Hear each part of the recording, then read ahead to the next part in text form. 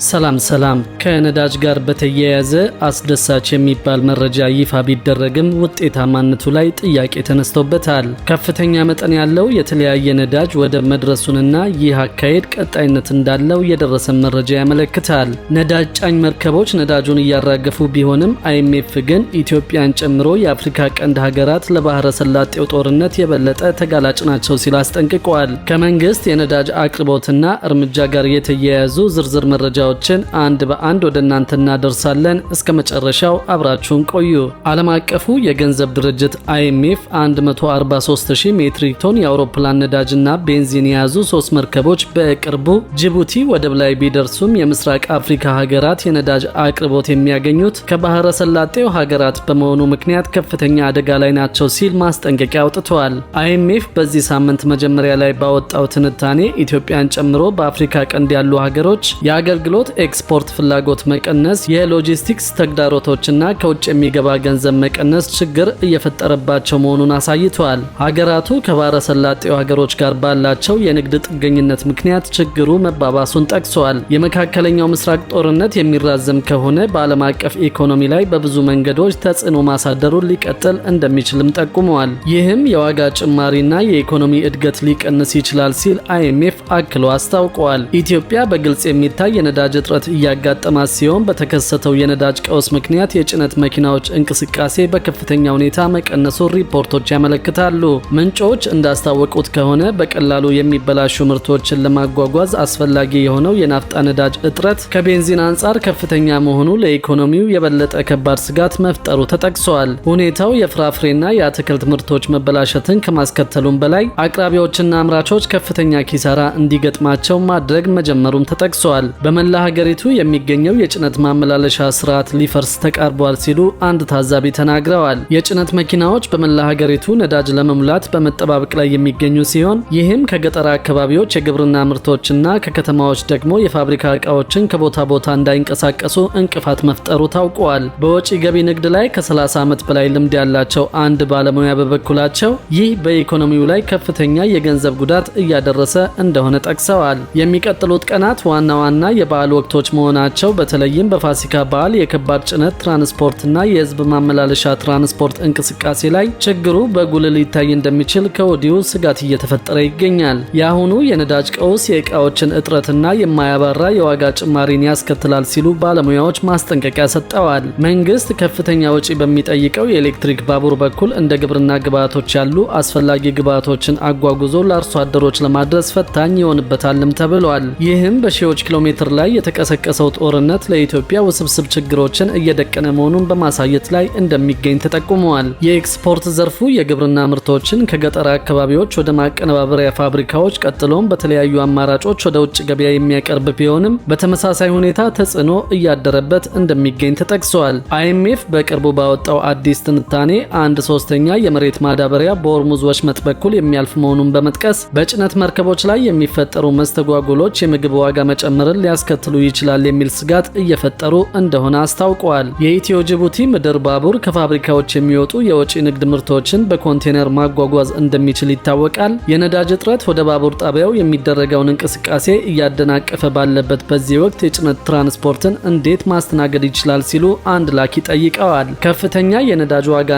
በጦርነት ስጋት ምክንያት በጨመረው የኢንሹራንስ ክፍያ ምክንያት የጭነት ወጪዎች እንደሚጨምሩ ገልጸው ይህ ደግሞ የውጭ ምንዛሪ ገቢን በትልቁ እንደሚጎዳ ተናግረዋል። ወደ ሀገር ውስጥ የሚገቡ የጭነት ምርቶችም ተመሳሳይ ችግር እንደሚገጥማቸው ባለሙያዎች እየገለጹ ነው። ይህ በእንዲህ እንዳለ በአንዳንድ የሲቪል ሰርቪስና የመንግስት ተቋማት የሚሰጡ የትራንስፖርት አገልግሎቶች መቋረጣቸው ታውቋል። መንግስት የነዳጅ አጠቃቀምን ለማሳደግ በሚል የተለያዩ መመሪያዎችንና እርምጃዎችን ተግባራዊ በማድረግ ላይ እንደሚገኝም አውቀናል። ባለሙያዎች አክለውም በሆርሙዝ ወሽመጥ በኩል ያለው ሁኔታ ካልተሻሻለ በቀጠናው የሚኖረው መዘዝ የከፋ እንደሚሆን አስጠንቅቀዋል። ዓለም አቀፉ የገንዘብ ድርጅት አይኤምኤፍ በአፍሪካ በመካከለኛው ምስራቅና በላቲን አሜሪካ የሚገኙ የነዳጅ ገዢ አገራት በምግብ በማዳበሪያና በሌሎች ምርቶች ዋጋ ጭማሪ ምክንያት ችግር እየገጠማቸው መሆኑን አክለዋል። መንግስት ነዳጅን ከተለያዩ ሀገራት በተጨማሪ ከሶስተኛ ወገን አቅራቢዎች ለማስገባት የወሰዳቸውን እርምጃዎች ነጋዴዎች አድንቀዋል።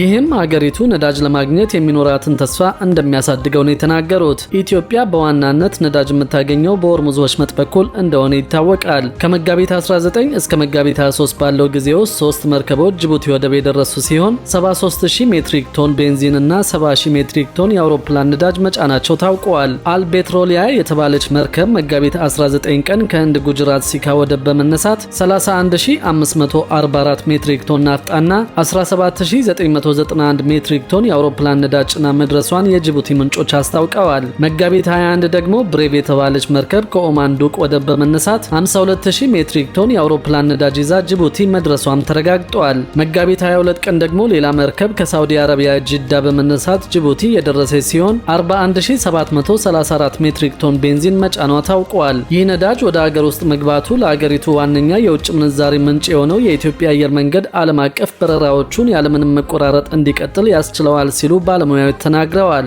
በቅርቡ ከተለያዩ ምንጮች የአውሮፕላን ነዳጅ ለማግኘት የተደረገው ጥረት የአየር መንገዱን ጉዞዎች ቀጣይነት ያበረታታል ሲሉም አስታውቀዋል። ምንጮች አክለው እንደገለጹት ከሆነ መንግስት የነዳጅ አቅርቦቶችን በተለይም የናፍጣና የአውሮፕላን ነዳጅን ከተለያዩ አቅራቢዎች ለማግኘት በንቃት እየሰራ መሆኑን ገልጸዋል። በተለይ የምግብ ዋስትና እጦት ያለባቸውና የሚሰጣቸው እርዳታ እየቀነሰ የሄደባቸውና ለተጨማሪ የውጭ ድጋፍ ተጋላጭ የሆኑ ዝቅተኛ ገቢ ያላቸው ሀገሮች ከፍተኛ ድጋፍ ሊያስፈልጋቸው እንደሚችል አይኤምኤፍ አስጠንቅቋል። ዓለም አቀፍ ገበያዎች ከመረጋጋታቸው በፊት ለአጭር ጊዜ የሚፈጠር ግጭት የነዳጅና የጋዝ ዋጋ እንዲጨምር ሊያደርግ እንደሚችል አይኤምኤፍ በትንበያው አስቀምጧል። ረዘም ያለ ግጭት ከተፈጠረ ደግሞ የነዳጅ ዋጋን ከፍ አድርጎ ነዳጅ ገዢ የሆኑ ሀገሮችን ኢኮኖሚ ሊያቀዛቅዘው እንደሚችልም ተናግረዋል። ሁኔታው በመካከለኛ ደረጃ ላይ ሊረጋጋ ይችላል ያለው አይኤምኤፍ ቀጣይነት ያለው ውጥረት የማያቋርጥ ከፍተኛ የነዳጅ ወጪና በጂኦፖለቲካዊ ውጥረት አለመረጋጋት መካከል የማያቋርጥ የዋጋ ግሽበት ሊኖር እንደሚችልም አስጠንቅቋል። ግጭቱ ነዳጅ ያልሆኑና ወሳኝ የሆኑ ግብዓቶችን የአቅርቦት ሰንሰለት አቅጣጫ እየቀየረ መሆኑን አግልቶ ያሳየው ተቋሙ ይህ ደግሞ የጭነት መርከቦችን አቅጣጫ መቀየር የጭነትና የኢንሹራንስ ወጪዎችን ከመጨመሩም በላይ መርከቦቹ መዳረሻቸው ለመድረስ ረጅም ጊዜ እንዲፈጅባቸው ያደርጋል ተብሏል። በኢራን ጦርነት ምክንያት በዓለም አቀፍ የነዳጅ ዋጋ ላይ የታየውን ከፍተኛ ጭማሪ ተከትሎ በኢትዮጵያ የናፍጣና የቤንዚን የችርቻሮ ዋጋ ላይ እስከ 27 ብር የሚደርስ ጭማሪ መደረጉ ይታወሳል። የንግድና ቀጠናዊ ትስስር ሚኒስቴር ይፋ ባደረገው አዲስ ተመን መሰረት ነጭ ናፍጣ በሊትር 163 ብር ከ68 ሳንቲም ገብቷል። ቤንዚን ደግሞ በሊትር 142 ብር ከ41 ሳንቲም እንዲሸጥ ተተምኖለታል። ተግባራዊ የሆነው የዋጋ ጭማሪ የተያዘው መጋቢት ወር ውስጥ ብቻ የተደረገ ሁለተኛው ጭማሪ መሆኑ ታውቋል። በወሩ መጀመሪያ ላይ የነዳጅ ችርቻሮ ዋጋ እስከ 17 ብር የሚደርስ ጭማሪ ተደርጎበት እንደነበር የሚታወስ ነው። በወቅቱ የቤንዚን ዋጋ የ3 ብር ጭማሪ ተደርጎበት 123 ብር ገደማ ሲሸጥ እንደነበር ይታወሳል። የ10 ብር ጭማሪ ያስተናገደው ነጭ ናፍጣ ደግሞ በሊትር 139 ብር ከ84 ሳንቲም ተተምኖለት ለ3 ሳምንታት ገደማ ሲሸጥ መቆየቱ የሚታወቅ ነው። የንግድና ቀጠናዊ ትስስር ሚኒስቴር አዲሱን የዋጋ ጭማሪ ያደረገው የዓለም የነዳጅ ዋጋን መነሻ በማድረግ እንደሆነ ለነዳጅ ኩባንያዎች በላከው ደብዳቤ ላይ ጠቅሷል። የቤንዚን አቅርቦት በፊት ከነበረው ጋር የሚመጣጠን እንደሆነ የጠቀሱት ሚኒስትሩ ዶክተር ካሳሁን ጎፌ ነጭ ናፍጣ ግን 50 በመቶ ያህል አቅርቦቱ መቀነሱን አስረድተዋል። በአማካይ 9.1 ሚሊዮን ሊትር በቀን ሲቀርብ ከነበረበትም ወደ 4.5 ሚሊዮን ሊትር ዝቅ ማለቱን ተናግረዋል። ዶክተር ካሳሁን እንደሚያስረዱት መንግስት ነዳጅ እየሸጠ ያለው ነጭ ናፍጣ ላይ በሊትር 95 ብር፣ ቤንዚን ላይ ደግሞ በሊትር 42 ብር በመደጎም እንደሆነ ተናግረዋል። በየወሩ መንግስት ነዳጅ ላይ ከ15 እስከ 20 ቢሊዮን ብር የሚደርስ ድጎማ እንደሚያደርግም ዶክተር ካሳሁን ተናግረዋል። አዲሱ የነዳጅ ችርቻሮ ዋጋ ተመንም ከፍተኛ ጭማሪ ያሳየው በናፍጣ ምርቶች ላይ እንደሆነ ታውቋል። ከፍተኛ የሆነውን የ27 ብር ጭማሪ ያስተናገደው ከባድ ጥቁር ናፍጣ ዋጋው በሊትር 160 ብር ከ68 ሳንቲም ገብቷል።